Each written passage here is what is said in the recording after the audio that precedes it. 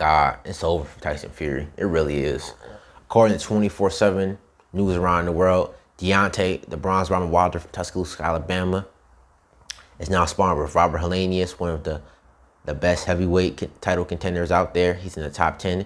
His best victory came against Adam Kalinowski, which he defeated Adam Kalinowski by 4th round stoppage. Robert Helinus is similar to Tyson Fury because he has awkward head movement. He's an awkward fighter, and he's very rangy. He has very long arms, and he's 6'7", similar to the size of Deontay Wilder, only 2 inches shorter than Tyson Fury. Tyson Fury and his fans, they must be scared. They must be quaking to the boots, especially when you heard that Jared Anderson k.o.'d Tyson Fury in sparring. You haven't heard Robert Helinus knocking out Deontay Wilder in sparring, have you? No, you have not.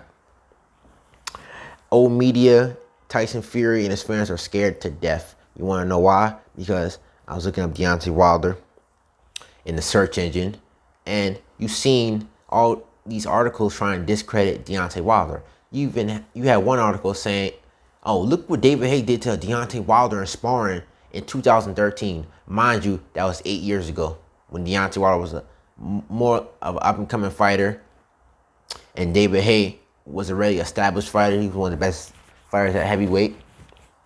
And you had another one saying, "Look at Tyson Fury's sacrifice to fight Deontay Wilder, his family sacrifice, him being away from his family." I find that to be a whole bunch of bullcrap. You know, why are you trying to give excuses for this man? They already have built-in excuses to say why Tyson Fury lost. Tyson Fury is gonna lose to Deontay Wilder for the simple fact that he's a cheater and that he has no power. Look at Deontay Wilder's training videos. He's been gunning to knock this man out. He looks angrier than ever. He looks more determined than ever. He's been improving his head work, his head movement, his footwork, his body punching. He's been throwing combination punches. You've seen Tyson Fury struggling with effective aggression against Otto Wallin. Otto Wallin was landing body shots, and he's pushing Tyson Fury to his limit. And Tyson Fury, he really struggled in that fight. And that was against a lower class fighter in Otto Wallin.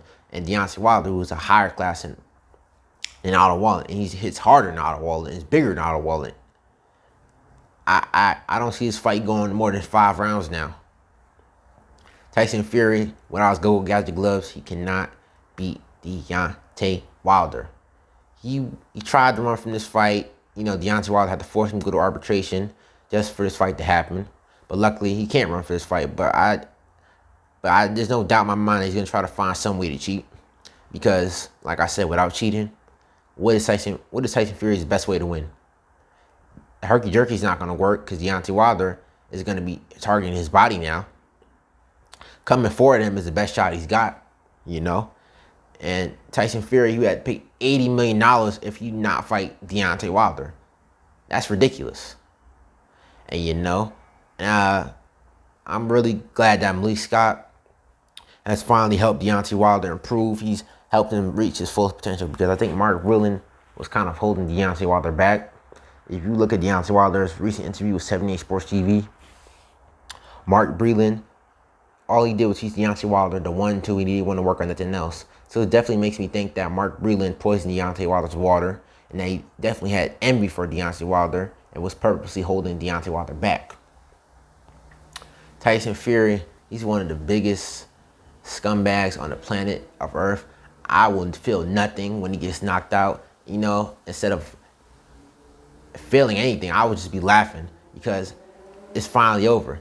I finally don't have to see this dude, none of his antics anymore. Him cheating in the other fighters, it's going to be over. But like I said, I can't wait for this fight to happen. Deontay Wilder by decapitation on October 9th. But to wrap this up, this is Nassim the Dream. Rocking these haters, next days asleep. I'll hot shot another one. Peace.